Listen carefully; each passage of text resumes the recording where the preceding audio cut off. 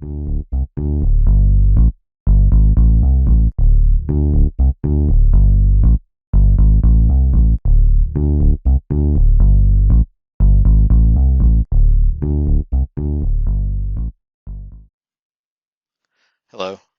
thank you for taking the time to watch this video.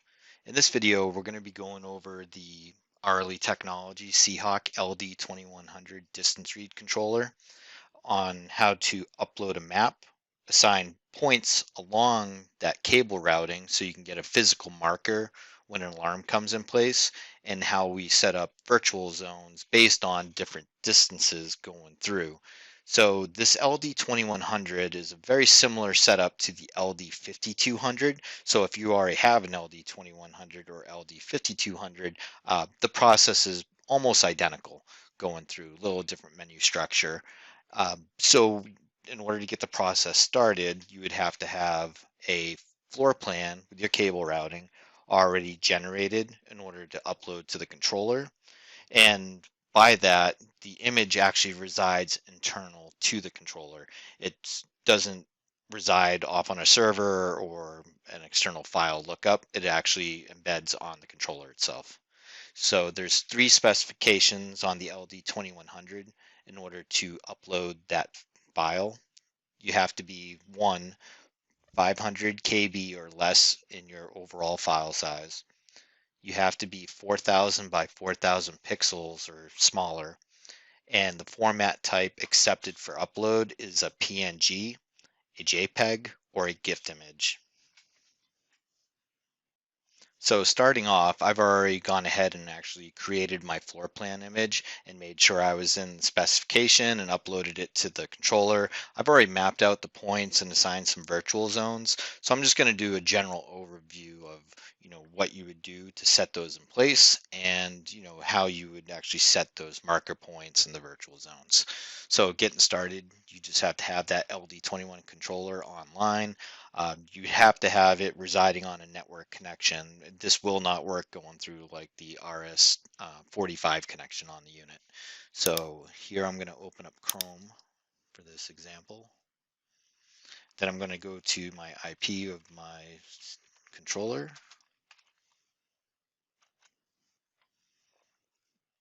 I have a admin username and password assigned to the unit. Just click on sign in. So here, starting off, we can see this unit's in normal operation. We can see off from the alarm status, there's no alarm. There's about 700 feet of cable attached to the unit. We can see the cable current, which is a microamp reading. That's the feedback that comes back to the controller to let it identify where a leak is occurring along that cable length. We can see some leg resistance, alarm count, contamination count. This is different depending on what UA threshold is crossed, as far as when you see the countdown going through that elapsed timer. And then we can see if there was a re-alarm set up. Currently that's disabled. Last alarm in the system and the system uptime. So on this unit, when I go to create an alarm, I actually have it set up for latching type alarms, and I'll go a little bit more detail on that once we start creating some alarms on the unit. So over on the right, I left the default Seahawk image in place that you see being represented here. Here you could have it an alternative second image, or you could even have it showing the reference of the floor map. Just for this presentation, I just left this in place to start. So you can see here, though, that we have a button we can click on that's referencing the data hall 1. So if you click on this, it's going to open a new view. Depending on the size of the image, might take a little bit to load. So I'm just going to maximize this for viewing. So here we can see that image that's been uploaded in the controller. So an example of like the framed reference map that might have been purchased with your RLE product. So kind of scrolling down here, showing the legend. So the critical part on going through and doing this is you really want to have your system mapped. That way you get detailed distance markers. So starting off, 0 would be the starting point that we'd see on here. Then every time the cable changes direction, that's where we have to actually have that distance recorded so we can get an accurate reference going through. So you can see all the bends going through on this cable routing. So that's where every time the cable changes direction, we need to know that. So I'm going to come back on here. I'm going to close this. So starting off from here, first place that we would need to go is configuration, left click, come down to the system/flash management, and then left click on this. Now you would upload your image going through here. You can see I already have one in place. So if I wanted to delete this and start back over, I could just click on that map to get rid of it. So on here, you would just go choose file. You would navigate to your file location, select the image, click on open, click on upload, and that'll put the map in place. So once you have your map in place, and you only have to have one image loaded for this to make this work, then you would come up to the web/map settings, and you would left click on that. So once this opens, you have a couple options depending on how you want to set it up. You'd want to make sure that floor map 1 interactive is set to yes. You see three options coming down through here. You have floor map coordinates if you just wanted to do a text update, if you actually knew the pixel location for that XY coordinate, which would be rather difficult and take a lot of time to figure out where all those bends are. So the easiest way is to go into the second option, this map alarm coordinates graphical. So on that, we just left click, and then it'll open up to a picture of our image. And here you can see it's already showing that I have 44 counts already located. So you would just start off at 0 being your beginning distance marker. So you actually don't have to touch anything. And you can actually just click on here, or you can put a 0 in here and then click on that 0 reference, or 1 foot, depending on wherever you wanted to start from. So then once you do that first one, then you would put in, like an example here, 40 in this text field, hover over this point, and you can line it up pretty close. It doesn't have to be spot on perfect as you're moving through the process. Left click, and it's going to put that marker, and then you update the distance marker for this point, click, and just a lot of rinse and repeat going through this process. So I'm going to just get rid of that, click on the return. So once you have all those points mapped out going across on your drawing, and you want to be consistent as far as your increase going from distance marker to distance marker, then you can come down to here where it says map alarm test. And when you click on this link, you can see all the points that have been recorded going through along that leak cable. And again, you don't have to put it where there's like a connector placed.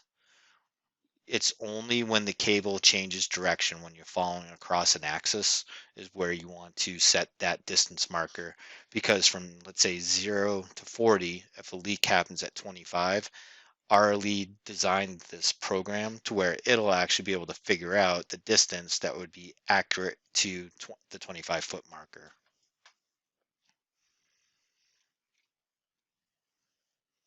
Close this tab.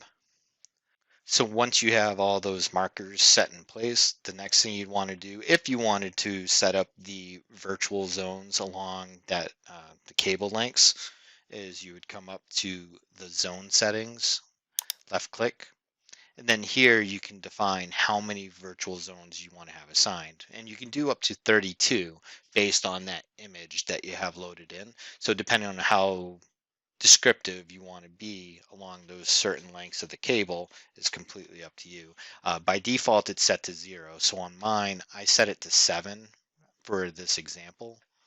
So what you would do is just update in the field to how many virtual zones you want to have. And you can always increase it if you wanted to. If you realize that you put in 5 and you wanted 7, or you had 7 and you want 14, you can just go back in here and update this, and it'll keep the other old zone data for you.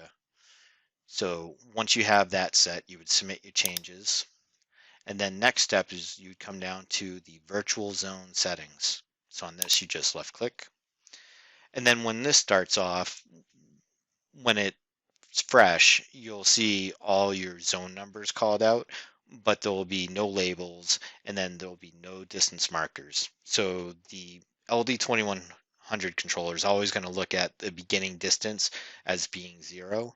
So then you just define what is the end distance for that first zone. So on here, you can see I kind of broke out the data hall in quadrants and then put one up the middle. So in here, you see I show the first end distance of 40, and then I go 276, 370, so on and so forth, going through the process.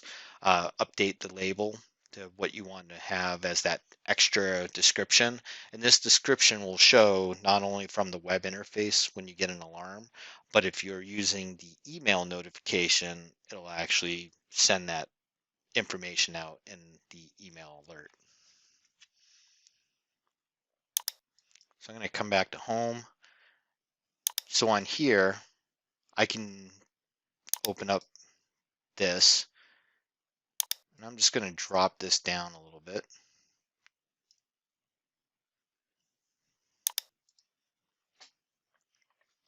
Okay, so now I'm going to take a little bit of water and I'm going to put it towards the end of the cable, close to that 700-foot mark. And I'm just going to put about a 1-inch puddle around on the cable, and there's just standard water.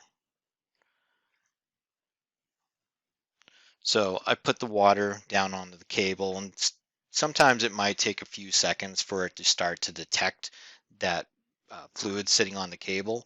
Once it does detect, then it'll start the countdown sequence. For regular conductive type fluids, it takes about 20 seconds from the default setting if you hadn't changed that. So it's going to go down through that sequence, and then once it goes into alarm, it'll update the status on the front of the web page. So here you can see it showing leak detected at 696 feet. And then we can see that virtual zone being added on to the end of the alarm status. And then, as I mentioned at the beginning of the video, I have this controller set up for latched alarms. So once that alarm comes in place, it will not clear unless you clear it through the web interface or push the reset button on the front of the controller. So I'm going to scroll this screen back up, maximize it, and you can see we're right at about that 696 as far as it flashing the marker, and the marker always looks the same as far as with the red flash going down through. So here I'm going to take my cable out of the water, I'm going to tap it dry, kind of wipe some of the excess off from it.